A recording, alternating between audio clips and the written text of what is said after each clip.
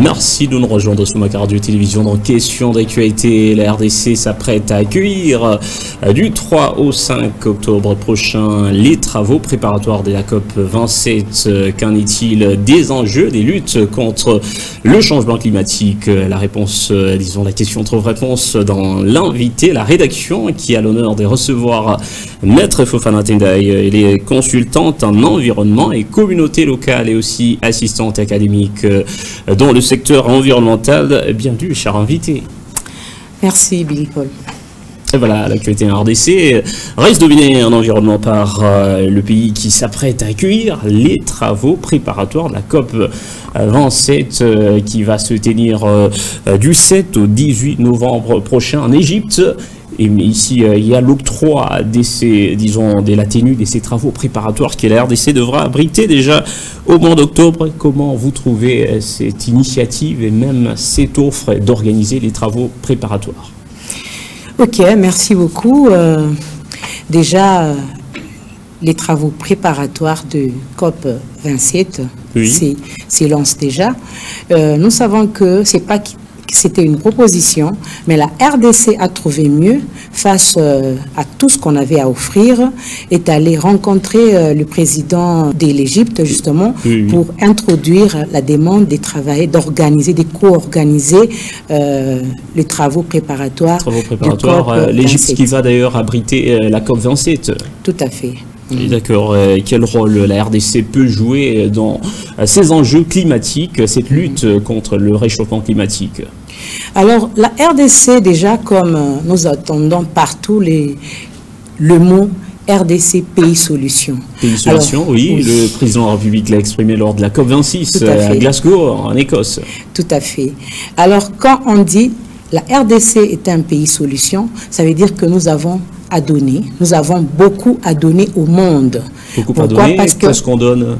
Qu'est-ce qu'on donne? Alors, il y a deux volets. Quand on voit le problème des réchauffements climatiques, la solution se donne, en fait, est axée en deux volets. Premièrement, sur l'atténuation, justement, de la production de CO2 qui est justement à la base des réchauffements climatiques. Et de l'autre côté, nous voyons l'adaptation, la transition écologique. Transition écologique. Alors, la RDC, en tant que pays solution, nous voyons le potentiel que la RDC a à offrir au monde. Entre autres, premièrement, la réserve en forêt. Pourquoi? Parce que nous savons que la forêt, c'est un élément très important dans l'épuration de l'air. L'épuration de la RDC qui a plus de 60% des forêts du bassin du Congo. Tout à fait. Nous prenons juste le bassin des Yangambi qui est aujourd'hui comme l'élément où on va essayer de travailler dessus, qui va justement amener le monde entier à porter le regard sur la RDC pour voir le potentiel juste par rapport à la réserve des Yangambi qui va jouer beaucoup de rôles. Et c'est comme ça que nous voyons Madame le VPM qui va se rendre justement à Yangambi où le monde entier et les scientifiques du monde seront là justement pour étudier, voir quel est le rôle, quelle capacité, quelle quantité par mois la RDC, la forêt des Yangambi peut commencer à absorber comme CO2 pour permettre à jouer le rôle sur l'équilibre écologique du monde. Vous estimez que c'est une occasion offerte à la RDC pour que les projecteurs du monde soient braqués sur ce grand service? Justement, Billy Paul. Déjà, le fait que, quand nous parlons de COP, des conférences des partis, quand on voit partis là, ce sont des États, les États qui seront là pour voir qu'est-ce qu'on nous offre et qu'est-ce qu'on doit donner en retour. Il s'agit d'intérêt, justement. C'est la question qui taraude même les autres. Tout à fait. Qu'est-ce que la RDC gagne dans ça? Alors, par juste ces simples jeux-là, le rôle-là, démontrer le potentiel que nous avons, ça permet, ça appelle justement le bailleur de fonds à nous récompenser. Parce que n'oublions pas, j'aimerais rappeler que pour ce qui est de la pollution, nous, la RDC et l'Afrique en particulier, nous ne sommes pas vraiment des pays pollueurs. Mais par contre, le pollueur se trouve, c'est plus le pays développé. Donc nous ne polluons pas beaucoup. Trop industrialisé. Tout à fait. trop industrialisés et nous voyons avec tout ce qu'il y a comme des véhicules qui polluent. Prenons seulement le simple cas des États-Unis. Nous connaissons, quand on parle de grandes marques de véhicules, oui. On constate le gros moteur qui pompe vraiment les carburants, et les carburants, c'est l'énergie fossile. Oui. Or, les carburants, là, c'est ce qui joue vraiment le rôle dans la pollution, qui éjecte les CO2 et qui va créer justement le trou dans la couche d'ozone. Et voyons la RDC, nous ne sommes pas vraiment, nous ne sommes pas producteurs ni fabricants des véhicules. Juste par ces simples jeux-là, la RDC joue le rôle pour montrer, voilà, États-Unis, vous produisez des véhicules, vous faites ceci, mais nous sommes là pour capter tout ce que vous produisez dans l'air pour causer le réchauffement climatique. Et à ça, nous devons montrer, voici les capacités, on appelle les scientifiques, étudier, montrer ce que nous offrons au monde. Et en retour, on doit être récompensé. À quoi la RDC peut s'attendre? À une récompense? Tout à fait, à une récompense, parce que nous sommes là, imaginez-vous, on dit que nous sommes le poumon du monde. Étant poumon du monde, qui peut vivre sans poumon? Et ailleurs, partout dans le monde, il y a cette situation-là, des pollutions qui gangrènent. Et la RDC est là comme solution, grâce à la biodiversité, je veux dire, oui. que nous avons. Et nous ne nous limitons pas seulement là. Il y a encore quoi? À part la réserve en forêt, en tourbière que nous avons, mais nous avons aussi les ressources de la technologie.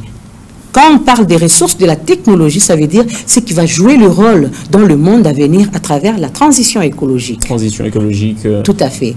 Nous voyons le monde entier braque les yeux sur nous. Pourquoi? Parce que il y a des minéraux qui sont vraiment élémentaires, qui sont prioritaires pour le monde de demain, qu'on appelle justement les ressources de la technologie, telles que les cobaltes, telles que les lithium.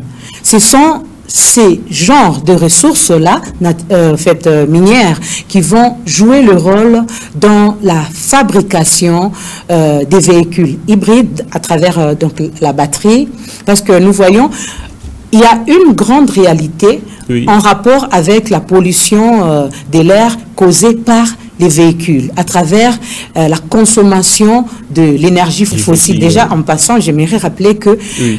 jusqu'à aujourd'hui, nous avons eu à consommer, le monde entier a consommé déjà 80% d'énergie fossile. 80%. Tout à fait.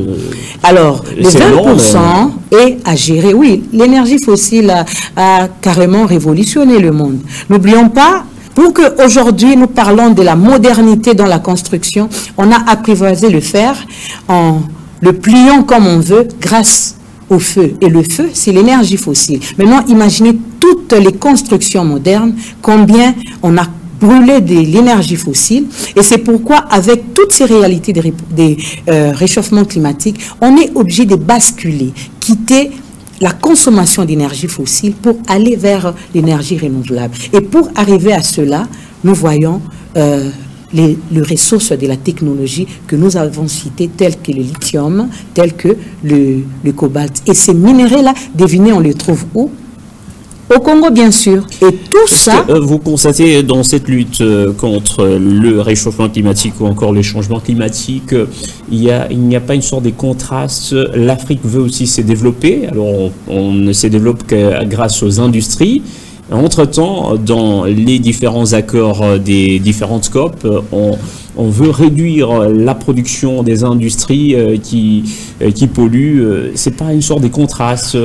Voilà. Déjà, j'aimerais rappeler que on vivra toujours avec la pollution, mais on est appelé avec le nouveau concept, le développement durable. Le développement durable nous rappelle justement à une bonne gouvernance. Je vais donner un exemple terre à terre. Par exemple, les arbres, la bonne gestion des arbres. On nous demande quoi? On abat les arbres d'un côté, mais on replante de l'autre côté. Alors, nous sommes appelés à vivre avec les industries. Mais cette fois-là, par exemple, comme j'ai dit, on doit transiger. Même dans la transition là, écologique, on pense à utiliser une technologie qui sera moins polluante. Parce que, par exemple, les véhicules, si on disait que les véhicules sont des éléments clés pour la pollution, avec la question, comme vous venez de me poser, vous me direz, alors on annule, on ne fabrique plus des voitures. Oui, on met fin aux voitures. Or, on nous dit, désormais, on quitte l'ancienne conception, on va vers la conception hybride.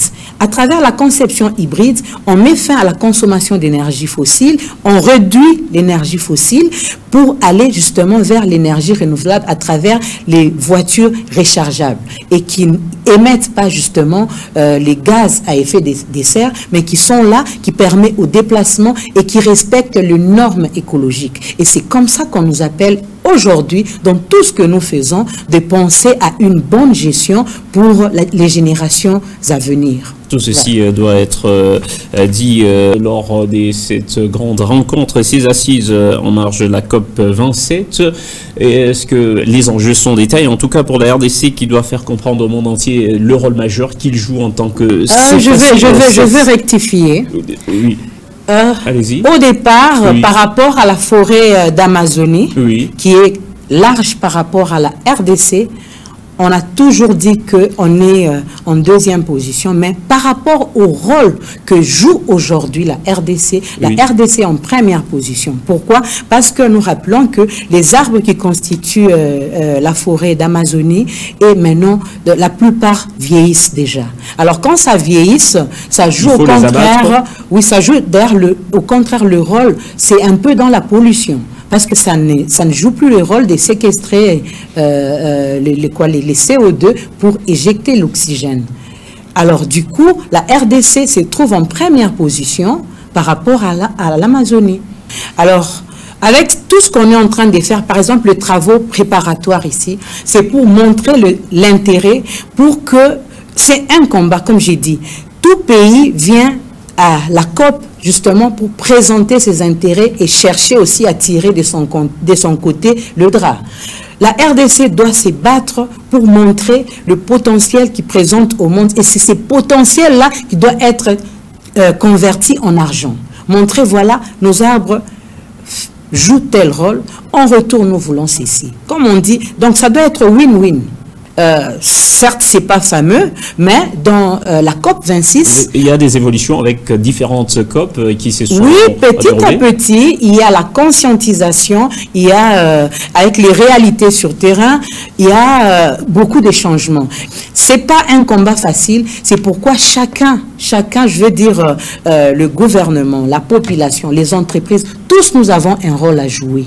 Un rôle à jouer pour l'univers, préserver notre planète. Autant des matières à éplucher sur ces thématiques du climat. Maître Fofana Tendai, compte tenu du temps, nous sommes obligés d'arrêter par ici. Je rappelle, vous êtes consultante en environnement et aussi communauté locale, assistante académique dans le secteur environnemental. Question d'actualité, je vous remercie d'avoir répondu à notre invitation. Merci beaucoup. Vraiment, je suis ravie de conscientiser le monde dans la protection de l'environnement. Et voilà, merci également à nos chers auditeurs et téléspectateurs qui nous ont suivis. Question d'actualité s'achève par ici. Retrouvez le prochain rendez-vous demain dans un nouveau numéro. Au revoir.